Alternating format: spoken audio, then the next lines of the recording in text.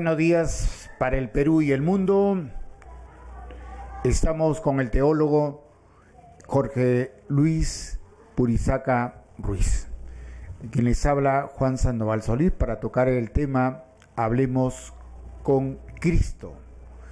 ¿Cuál es el saludo correspondiente, Jorge, en esta 11ª profecía?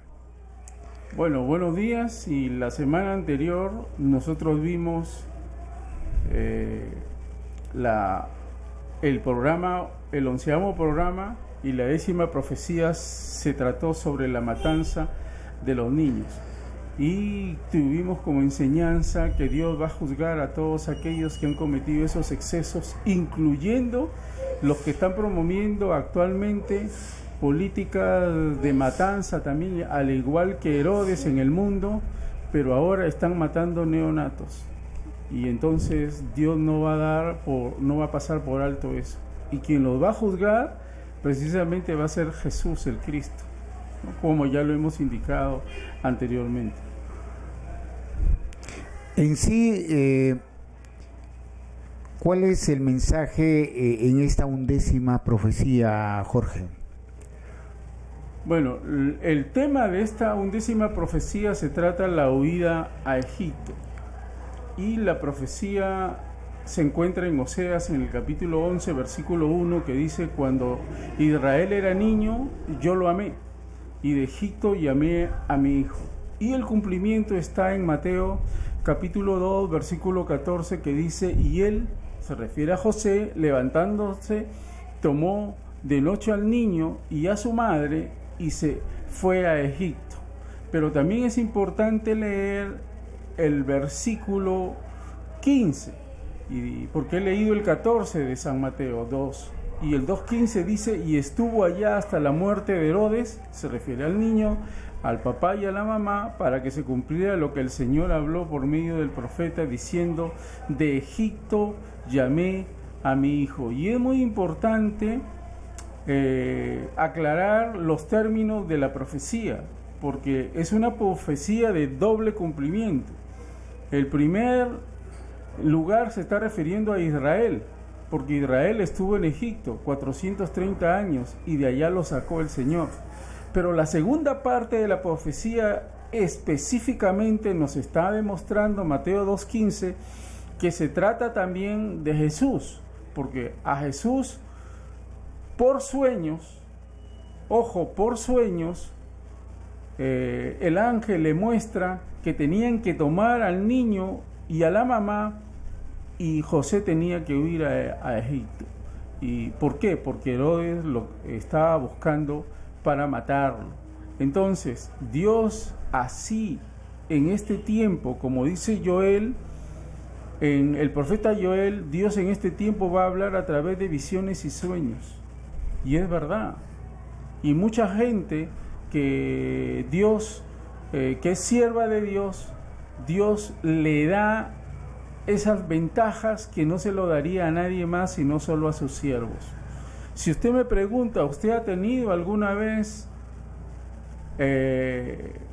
sueños que se han cumplido? Yo le podría dar muchos testimonios, pero yo solamente le voy a decir lo siguiente: que los verdaderos siervos de Dios tienen la ventaja que Dios les comunica, les adelanta cosas, y muchas veces Dios me ha adelantado cosas. En algún determinado momento puedo dar testimonio de qué cosas me ha adelantado Dios y han ocurrido. Pero en este caso específico, la profecía es de doble cumplimiento, y la segunda parte es el cumplimiento con respecto a la persona y a la obra del Señor Jesucristo. De Egipto llamé a mi hijo, está diciendo Mateo capítulo 2, versículo 15. ¿Cuál es el nombre de la 11ª profecía concerniente al Redentor, tanto en su promesa como en su cumplimiento? Ya lo acabamos de decir, ¿no? Es la huida a Egipto. Ya hemos leído los versículos, Oseas 11.1, Mateo 2, 14 y 15. Esa es la profecía y el cumplimiento. Ok, pero acá voy a aprovechar, porque siempre hablo de que la iglesia ha sido establecida desde antes de la fundación del mundo. Por eso es que nosotros no nos deberíamos sorprender, o no nos deberían sorprender, que muchos hablan sobre esto, ¿no? Incluso se presentan como la iglesia verdadera y todo lo demás. Y eso es falso. Dios fundó la iglesia desde antes de la fundación del mundo, según Efesios capítulo 1 versículo 4. A propósito, Efesios es la carta de la iglesia, ¿no? Y entonces en el 1:4 dice: según nos escogió en él antes de la fundación del mundo, para que fuésemos santos y sin mancha delante de él. Entonces, ¿quién nos declara santos y sin mancha? Jesús, a través de su sacrificio. Hebreos dice en el 10:14 que con sus ofrenda nos hizo perfectos para siempre. Una sola ofrenda nos hizo perfectos para siempre delante de Dios. Entonces, ¿quién nos hace santos? Un decreto canónico. Estamos equivocados. ¿Quién nos hace santos y sin mancha delante de Dios? Jesús, el Cristo. Entonces, la iglesia es de antes de la fundación del mundo, y cuando nosotros estamos en congregaciones, lo que Dios está sencillamente verificando si somos sus santos y fieles o no somos sus santos y fieles. ¿Por qué? Porque la iglesia no es una institución humana. La iglesia no está formada sencillamente por un conjunto de gente que se llama, ¿no?, y que se hace pasar como si fueran siervos de Dios, como si fueran ministros de Dios, pero en la práctica no lo son. La iglesia está formada desde antes de la fundación del mundo, y el único que nos da acceso a la iglesia es Jesús de Nazaret. Y además, la Biblia jamás utiliza el término iglesia verdadera, porque para Dios solamente hay iglesia, nada más. Y esa iglesia ha sido formada desde antes de la fundación del mundo, y Jesús vino precisamente para que el ser humano sea parte de esa iglesia. ¿Cuáles son las palabras más importantes de esta 11ª profecía? Las palabras más importantes las vamos a tomar de la profecía y del cumplimiento. De la profecía vamos a tomar el término hijo, y del cumplimiento vamos a tomar el término se fue. La palabra hijo significa ven para hijo, y bat para hija. Son palabras en hebreo. Básicamente el nombre representa la descendencia más cercana del varón y de la varona, porque varona es porque salió del varón. Por ejemplo, Adán engendró hijos e hijas, dice Génesis 5:4. Ben puede usarse en una fórmula de adopción. Tú eres mi hijo, yo te engendré hoy, dice Salmos 2:7. Ben se usa a menudo para destacar la relación de un rey con Dios, es decir, el hijo adoptivo de Dios. Y muchas veces eso lo utiliza con David. A veces el mismo término expresa la relación de Israel con Dios. Cuando Israel era niño, que el versículo que hemos leído en Oseas 11:1, yo lo amé. Y de Egipto llamé a mi hijo. A Israel lo llamó de Egipto, lo sacó de Egipto, lo llevó a la tierra prometida. Pero en este caso, en esta profecía que está hablando San Mateo en el capítulo 2, versículo 14 y 15, también está diciendo que ellos huyen a Egipto.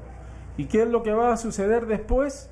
Una vez que muere Herodes el Grande, viene de Egipto. Entonces se cumple lo que dice Oseas en la segunda parte: de Egipto llamé a mi hijo. Profecía de doble cumplimiento. Ahora, la palabra se fue viene del griego, porque lo está en el Nuevo Testamento, ya estamos hablando en griego, anacorea, que significa apartarse, retirarse, a menudo en el sentido de evitar un peligro. Y eso fue lo que hizo José al llevarse a María y al niño a Egipto, porque Herodes quería matarlos. Cuando Israel era niño, yo lo amé, ¿no? Entonces, por eso es que el sentido de cuidarlo, y luego se fueron a Egipto, según Mateo capítulo 2, versículo 14. ¿Cuál es la interpretación de esta 11ª profecía del Salvador? La interpretación es que esta profecía es de doble cumplimiento y es aplicable no solo a Israel, sino también a Jesús el Cristo. Y lo vemos que se cumple en Jesús el Cristo en San Mateo capítulo 2, versículos 14 y 15, porque sencillamente Dios, para cuidarlo a Jesús, le habla a través de un sueño, le habla a través de un sueño por medio del ángel, y ellos van a tener que irse a Egipto. Y entonces el escritor aquí, Mateo, va a decir que ese es el cumplimiento de lo que había dicho el profeta: de Egipto llamé a mi hijo. Y entonces se va a Egipto, pero luego regresa, y es la aplicación también para Jesús el Cristo.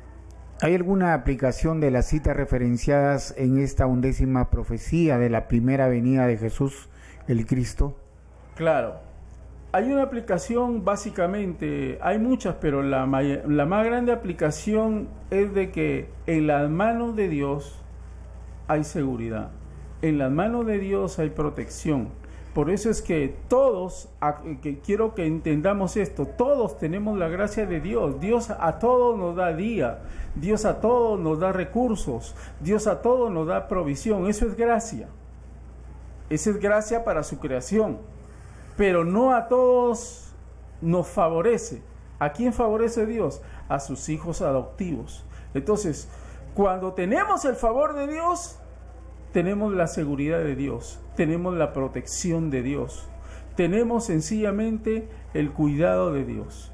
Y en este caso, la aplicación es que no tenemos no hay mayor seguridad que estar en los brazos de Dios, que estar en la voluntad de Dios, que estar en el favor de Dios. Por eso es importante ser hijos de Dios, y solamente se hace hijo de Dios por medio de la adopción, como dice San Juan en el capítulo 1, versículo 12, ¿no? Mas a todos los que le recibieron, a los que creen en su nombre, ¿al nombre de quién? De Jesús el Cristo. Dios le dio potestad de ser hechos hijos de Dios. No está diciendo a los que creen en Pablo, en Pedro, en alguno de los apóstoles, a los que creen en la bienaventurada María. No, no está diciendo eso el texto. El texto está diciendo los que creen al nombre de Jesús. A esos Dios los ha hecho hijos. Entonces, no crea que usted es hijo de Dios o hija de Dios si no lo tiene a Jesús en su corazón, si no le es fiel a Jesús, si no tiene una fe de compromiso con Jesús. No es hijo de Dios, no es hija de Dios. Entonces, ¿qué es lo que hay que hacer? Tener una fe de compromiso, decirle a Dios: Señor, ven a mi vida, quiero que seas mi Salvador y mi Señor hasta el final de mi vida. Entonces ahí recién me convierto en un hijo y en una hija de Dios. Ahí recién Dios me va a dar una nueva naturaleza, ¿no? Y ahí se va a cumplir lo que le dijo Jesús a Nicodemo, a un tipo intachable, pero le dijo: tienes que nacer de nuevo. Todos tenemos que nacer de nuevo para convertirnos en hijos adoptivos de Dios y tener su favor y estar en sus brazos y estar seguros con Él. Vamos con la última pregunta. Dios Padre, Dios Hijo, nuestro Señor Jesucristo, Dios Espíritu Santo, ¿es uno solo o son varios dioses? No, es un solo Dios. La Biblia no enseña politeísmos, la Biblia enseña monoteísmos. Tenemos un solo Dios. Dice la Escritura en el Antiguo Testamento, específicamente en Isaías capítulo 44, fuera de mí no hay Dios. ¿Se da cuenta? Entonces, pero Dios se manifiesta, como hemos hablado en temas anteriores, a través del hebreo Ejad. La palabra Ejad es uno en varios, y Dios se manifiesta como Padre, como Hijo y como Espíritu Santo. Además, según San Mateo, Deuteronomio capítulo 28, versículo 28, dice: las cosas secretas pertenecen a Dios. Y ahí, en la manifestación de Dios como Ejad, hay cosas secretas que no sabemos. Y las cosas reveladas, sigue diciendo el capítulo 28, versículo 28 de Deuteronomio, le pertenecen a nosotros, los seres humanos. Entonces, lo que Dios nos ha revelado, ahí. Pero lo que Dios no ha revelado está como un misterio. Entonces, lo tenemos como un misterio. Sabemos parte, pero no todo. Y como dice Pablo, nuestro apóstol, en el capítulo 13 de 1 Corintios, ahora conocemos en parte, pero va a llegar el momento en que lo vamos a conocer todo. ¿Y eso cuándo será? En la eternidad con Dios. Entonces, esas cosas son importantes, muy buena la pregunta. Hay gente que tiene graves problemas porque cuestiona a Jesús, y Jesús, por si acaso, no solamente ha habido gente que ha creído en Jesús y luego ha comenzado a dudar. Eso le pasó a Juan el Bautista. Juan el Bautista, cuando lo ve a Jesús por primera vez en vivo y en directo, ya de grande, no estoy utilizando la palabra de mi hija, de grande, dice. Entonces, le dice a todos, cuando lo ve a la distancia, a todos los que estaba él bautizando: he aquí el Cordero de Dios que quite el pecado del mundo. No tenía ninguna duda que estaba delante del Cristo, del Mesías, porque la palabra Cristo significa ungido, y es una palabra en griego, como para que a usted le quede claro. Cristo es una palabra en griego, pero el mismo ungido es una palabra, en hebreo es Mesías. Entonces, ahí viene el Mesías, ahí viene el Cristo, Él es el Cristo. Que yo no soy digno, incluso dice Juan, de desatar las correas de su calzado. Entonces, Juan estaba absolutamente seguro que quien estaba delante de él era el Cristo. Pero te voy a decir algo: Juan era más importante en Israel que Jesús, porque Jesús recién empezaba su ministerio, nadie lo conocía. Juan era el profeta y todo el pueblo de Israel lo respetaba a Juan. Pero ¿qué va a pasar? Cuando viene, ese es el año de la preparación, le llamamos lo que estudiamos la Biblia, ¿no? Ese es el año de preparación de Jesús. Y entonces Juan está en su cúspide máxima. Era el hombre más popular en Israel. Pero ¿qué pasa? Denuncia el pecado que tenía uno de los hijos de Herodes el Grande, que ya había muerto, ¿no? Y que se había metido con la esposa de su hermana, una tal Herodías. Entonces, era su hija, ¿no? Pero la mujer sencillamente lo hace de que lo presiona a Herodes, al hijo de Herodes, para que lo tomen en la cárcel, lo metan en la cárcel a Juan. Y Juan, estando en la cárcel, mira lo que sucede. Las circunstancias le manda a decir con sus discípulos Juan a Jesús: ya le había dicho en el bautismo que él era el Cristo, lo había reconocido que era el Mesías, pero cuando está en la cárcel comienza a dudar. ¿Y qué cosa le manda a decir a Jesús? ¿Tú eres verdaderamente el que había de venir? Y entonces Jesús le contesta a través de sus discípulos: díganle a Juan, los ciegos ven, los cojos andan, y a los pobres es anunciado el Evangelio, las buenas nuevas. Pero luego añade una máxima a Jesús, y eso quisiera que todo el mundo lo entienda. Jesús, ¿sabes qué máxima lanzó? Bienaventurado el que no haya tropiezo en mí. Y mucha gente tropieza con Cristo. A Cristo le han sacado, ¿qué cosa? La Biblia dice que hay un solo mediador entre Dios y los hombres. Y sin embargo el sincretismo religioso le ha sacado a otros mediadores delante de Dios. Están chocando con Cristo, no se están dando cuenta. Otros dicen que Jesús no es Dios, están chocando con Cristo y no se dan cuenta. Pero yo les recuerdo que ese Cristo que quieren negar, a ese Cristo que quieren ningunear, ese Cristo los va a juzgar a todos. Porque la vez pasada dijimos, ¿qué decía?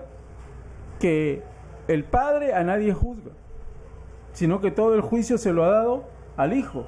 para que honren al Hijo como honran al Padre que lo envió. El que no honra al Hijo, no honra al Padre. Por lo tanto, hay algunos amiguitos que dicen que Jesús no cuenta, ¿no?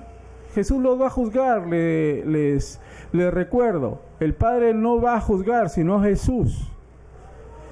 Jesús va a juzgar. También lo dice Pedro en 10:42 de Hechos, que todo el juicio lo va a hacer Jesús. Entonces, todos los que paran en contra de Cristo, todos los que paran tergiversando el Evangelio, todos los que paran mezclando Moisés con Jesús cuando Jesús nunca lo hizo, un día Dios le va a ver la cara, Cristo le va a ver la cara. Esos que cuando leen a Moisés tienen el velo en su cabeza y que no se han convertido a Cristo, necesitan convertirse a Cristo, porque si no se convierten van a tener juicio del Rey. Entonces, Dios se manifiesta como Padre, como Hijo, como Espíritu Santo, pero es un solo Dios. Ahí está el misterio, que no lo entendemos, claro, porque nuestra mente es limitada. No lo entendemos. Ahora, cuando tenemos el Espíritu Santo, entonces comenzamos a entender las cosas. Evidentemente no todo, ¿no? Porque la ciencia de Dios es superior a la ciencia de los hombres. Y yo ya te lo he dicho la vez pasada, mira, te pongo un ejemplito nada más, a ver que me lo responda la ciencia. Ahí yo tengo mi canal YouTube también, a través de donde yo estoy saliendo, como Jorge Luis Purizaca Ruiz, que ahí me escriban y me digan esta pregunta: ¿cuánto miden los cielos? Que me lo diga la ciencia. A ver, a los que endiosan la ciencia humana, les digo, ¿cuánto miden los cielos? Y la segunda pregunta, a los que endiosan la ciencia humana, que me digan, porque todos nosotros tenemos que hacerle mantenimiento a nuestras máquinas, a las computadoras, a los vehículos, si no, no funcionan. Cada cierto tiempo tiene que hacérsele mantenimiento a todo. A todos los sistemas se le hace mantenimiento.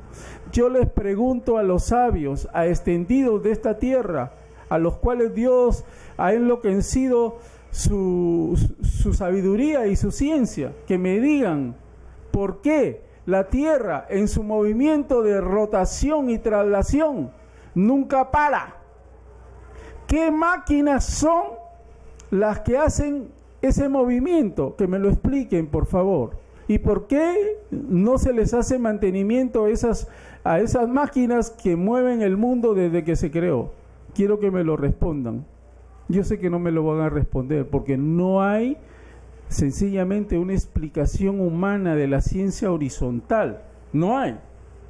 Y a pesar, yo también soy hombre de ciencia, por si acaso. Yo, como dijera Pablo, yo también tengo mis graditos, ¿no? Tengo mis grados también. Y puedo sentarme a conversar con quien sea acerca de estos temas. Y nunca me van a decir cuánto miden los cielos, ni cómo es que el movimiento de rotación y traslación, sencillamente hay que hacerle mantenimiento a esas máquinas que están haciendo ese trabajo. ¿Cómo es eso?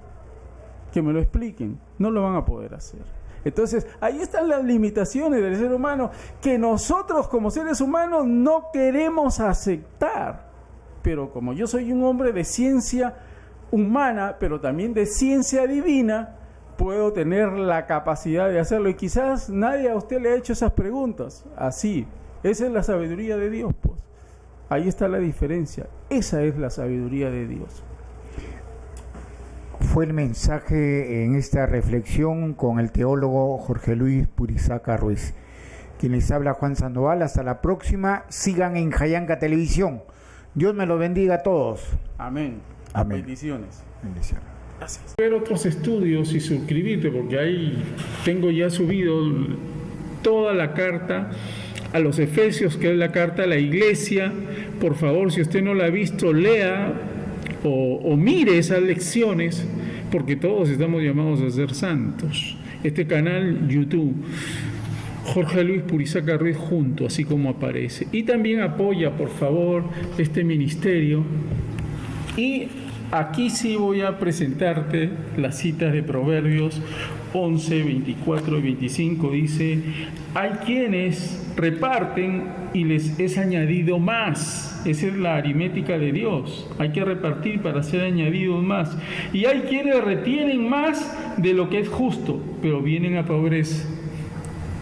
La avaricia, lo que quiere decir el proverbista, trae pobreza más bien. El alma generosa será prosperada, y el que saciare, él también será saciado. Y hay que mirar también Gálatas, es una cita muy buena.